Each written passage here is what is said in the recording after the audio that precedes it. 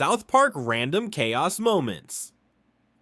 If there's one thing South Park does better than any other show on television, it's chaos. Not the predictable kind, but the random out of nowhere, how did we get here kind of chaos. The kind that starts with something small, like a school project or a town meeting, and ends with the entire world on fire. It's what makes South Park so special, and so dangerously funny. It all starts in the simplest ways. One kid says something dumb, or one adult panics, and within seconds, the town spirals into madness. Take the time when Cartman tried to start a simple business. His plan was harmless, sell snacks to make a few bucks. But within minutes, he'd created a corporate empire, overworked his friends, and caused a full-scale economic collapse. That's South Park's formula. One idea, 10 seconds, and total disaster. Few moments capture the show's spirit better than when the kids accidentally unleash something they never meant to. Like that time they were just pretending to be ninjas, and somehow caused an international crisis. The entire town overreacted so fast it felt like a chain reaction of stupidity. Nobody in South Park ever pauses to think, and that's exactly why it's so funny. But the real fuel behind every explosion of chaos is the adults. In South Park, grown-ups are just kids with louder voices and worse ideas. Every time they try to fix something, they make it worse. There was the episode where parents tried to protect their children from imaginary threats and ended up turning the town into a paranoid fortress. The kids didn't need saving. The parents did. Then there's Randy Marsh, a walking disaster in human form. He's not evil. He's just Randy. Every time he gets involved, you know things are about to get out of hand. From starting global panics to accidentally inventing new holidays, Randy can turn a quiet evening into a historical event. His greatest talent isn't problem solving, it's making problems bigger, louder, and completely unnecessary. Cartman, of course, takes chaos to another level. No one in South Park creates destruction quite like him. He doesn't just cause trouble, he engineers it. One of his funniest random moments started with a harmless prank. By the end, he had accidentally shut down the school, caused a police investigation, and somehow convinced himself he was the victim. The secret to Cartman's chaos is simple: confidence plus zero self-awareness. Even the teachers and staff are part of the madness. Mr. Garrison's lessons usually turn into personal therapy sessions. Mr. Mackey tries to help, but always makes things weirder. And when Principal PC arrived, the chaos evolved. Now everyone was fighting about what words they could or couldn't say instead of fixing the real problems. In South Park, even order becomes chaos eventually. Some of the best random moments come from tiny school arguments that somehow become world-ending conflicts. One time, a cafeteria debate over lunch options turned into a full-blown revolution. The students formed political parties, made campaign posters, and declared independence before the lunch bell rang. Only in South Park can mashed potatoes lead to civil war. Even normal school events end in total collapse. The science fair once created a time paradox. The talent show nearly destroyed the auditorium, and the spelling bee somehow started an interdimensional war.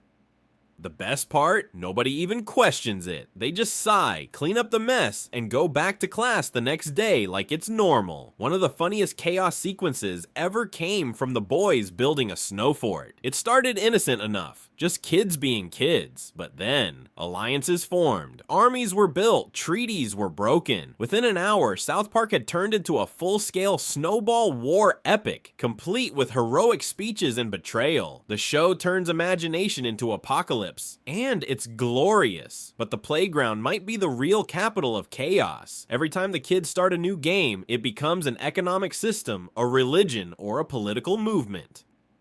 Cartman invents rules, Kyle protests them, and Stan tries to keep the peace.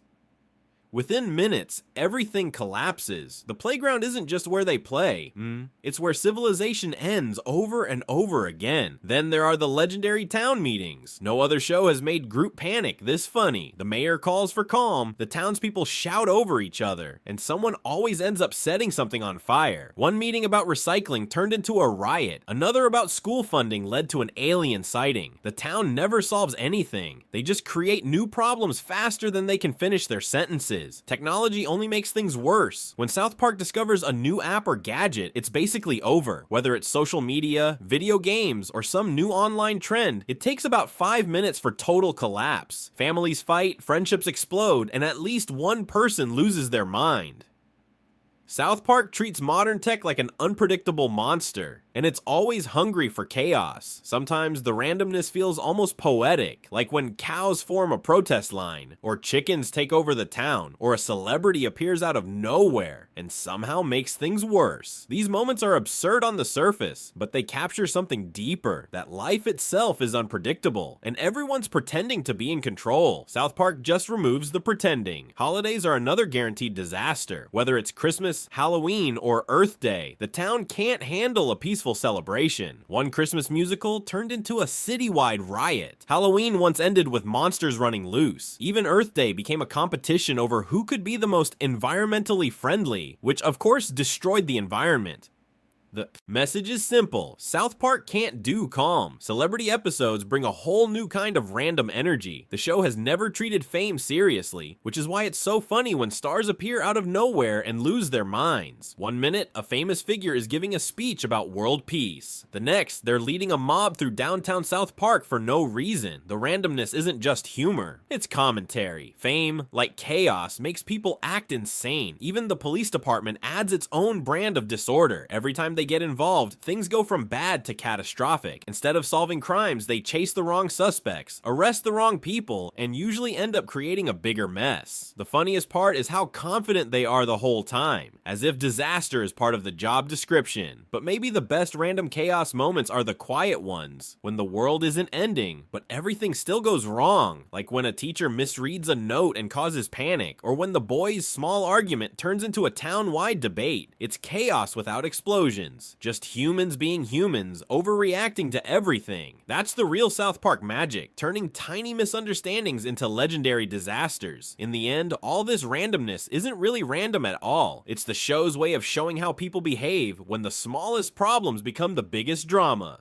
South Park exaggerates it, but it's honest about one thing. Everyone overreacts, no one listens, and somehow the chaos just keeps rolling. That's why South Park has stayed funny for so long. It's not just about jokes or shock value. It's about watching people lose control in the most human way possible. Whether it's Randy turning a hobby into an international scandal, or the kids accidentally rewriting history, every episode reminds us of one thing: the world is chaos. South Park just makes it entertaining.